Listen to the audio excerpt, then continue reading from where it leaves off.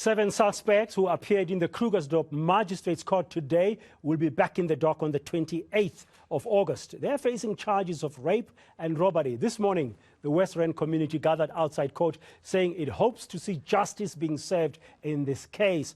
My colleague, that's our reporter Nqobile Madlala, following that story for us. She's joining us now live from the ground in Mogale City. Nqobile, very good afternoon to you. Thank you for joining us on Today Again. We understand that one of the suspects is said to be a minor and another one is said to be a South African citizen. What other details do we know about what came out of court today?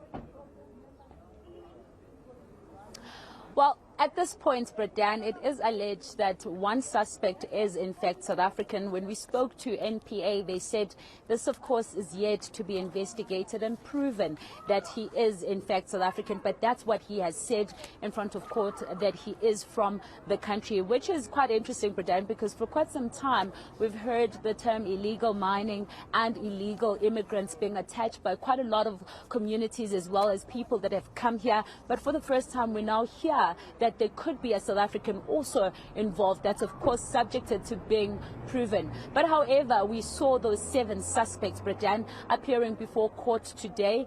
We do understand that there's still quite a lot that still needs to be verified, including their addresses. Quite a number of them have appeared to not to have addresses that are currently unknown at this point.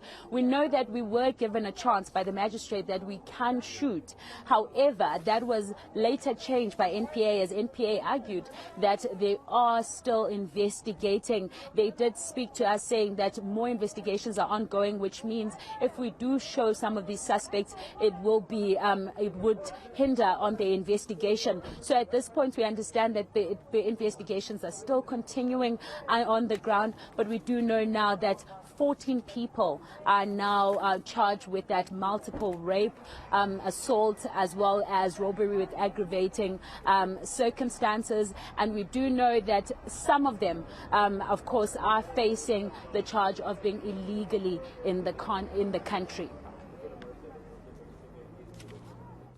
Remember that yesterday we had one of the accused persons alleging that he was a minor.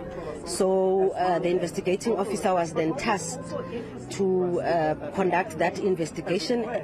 Yesterday he took the minor to the place of safety, Walter Sisulu, and this morning he had to fetch him and take him to the Ratong Hospital so that an age assessment can be conducted. So that has been done and concluded, and the feedback thereof is that indeed he is a minor, 16 years of age.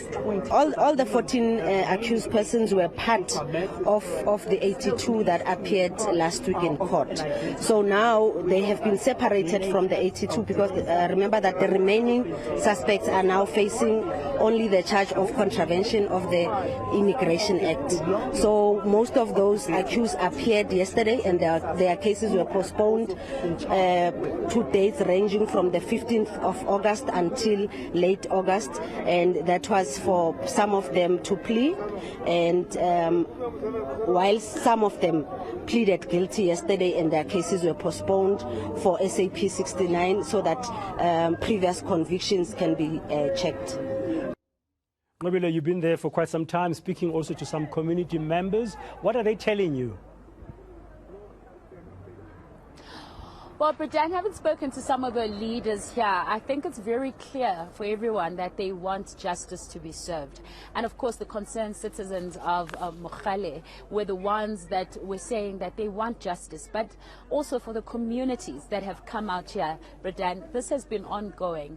And most of them have felt that having political parties, especially in their regalia on the ground, it feels a lot like they are taking the shine and they're focusing more onto the political parties. So a lot of those residents that have come here have made it clear that there needs to be a unity, a one united front, and it needs to not be about political parties, but rather about the South Africans that have been affected. So a lot of people have asked that they want to see justice being served. We spoke to also Herman Mashaba a little earlier on, and he was saying that this is a problem that has been ongoing. One of the problems that he has had to deal with as a mayor at some point when he was a mayor of Johannesburg, and he says that this is something that needs to be focused on, and a lot of energy needs to be put towards irrigating this, ending this crime in the area. But also, Bredan, as we were speaking to ANC as well, they were also saying that they understand that there's a lot that has happened,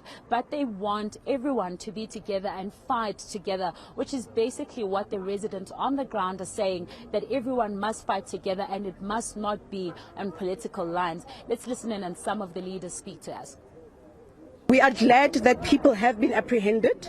That certainly does mean progress. However, we would like to see the process where it gets finalized and these people who perpetrated this horrendous act get put to task and a strong message be sent out so that this does not happen again. And I just feel like it could have been prevented. It is very disheartening that it had to come to this, and it hurts me a lot.